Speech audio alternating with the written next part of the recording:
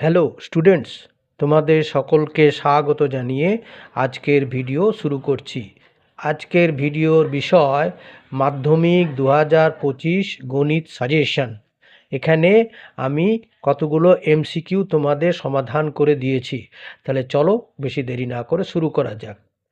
Number 1-এ বলা হয়েছে যে কোনো মূলধন এক্স বছরে দ্বিগুণ হলে বার্ষিক সুদের হার, চারটি অপশন আছে, কোনটি হবে? এখানে দেখো করে দিয়েছি যে মনে করি মূলধন সমান পি টাকা, মূলধন দেওয়া নেই, যেন এটাকে পি টাকা ধরে নিলাম। তাহলে পি টাকার এক্স বছরে সব বৃদ্ধিমূল হচ্ছে দ্বিগুণ হচ্ছে, মানে পি ইন্টু টু, মানে টু পি টাকা হয়ে যাচ্ছে।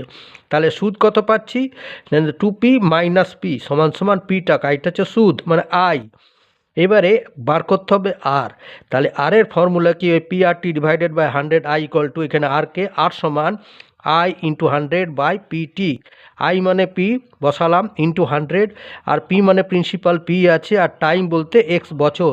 এখানে পি পি কেটে গেল, তার উপরে গিয়ে হলো 100 বাই x%। ঠিক আছে, পরের অঙ্কটিতে বলা হয়েছে 2x² প্লাস 5x প্লাস কে মাইনাস 3 সমান 0 দ্বিঘাত সমীকরণের বীজদ্বয় পরস্পর অন্যোন্যক হলে কে এর মান কত হবে? এটাও করেছি। দেখো এইখানে বলা হয়েছে যে দ্বিঘাত সমীকরণের বীজদ্বয় পরস্পরের অন্যোন্যক হলে সি সমান এ হবে।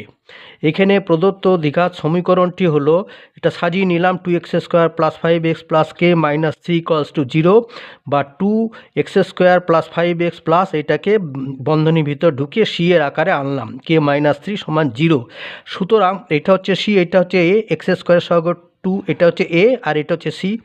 সুতরাং কে মাইনাস 3 সমান 2, আর কে সমান সমান 2, এই মাইনাস সিটে গেল, প্লাস হলো কে সমান সমান 5। আচ্ছা, এর পরের অঙ্কটা বলা হয়েছে 3-এর পি কিউ আর এস একটি বৃত্তস্থ সামান্তরিক হলে কোন পি এর মান কত হবে? এইখানে দেখো আমি লিখে দিয়েছি যে বৃত্তস্থ সামান্তরিক অবশ্যই আয়তক্ষেত্র হবে।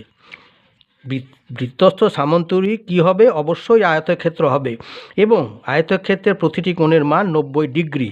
তাহলে পি কিউ আর এস বৃত্তস্থ সামান্তরিকের কোণ পি এর মান কত হবে? 90 ডিগ্রি। আচ্ছা, পরের অঙ্কটি আছে 2 cos 3 থিটা সমান 1 হলে থিটার মান কত? এটা দেখো এখানে বলা হয়েছে যে 2 cos 3 থিটা সমান 1, আর cos 3 থিটা সমান হচ্ছে 1, আর নিচে তার নিচে 2 দিলাম, 1-এর নিচে 2টা দিয়ে দিলাম। তাহলে কি হলো? cos 3 থিটা সমান হাফ, মানে হচ্ছে cos 60 ডিগ্রি। cos 60 ডিগ্রি মানে হচ্ছে হাফ, তাহলে cos 60 ডিগ্রি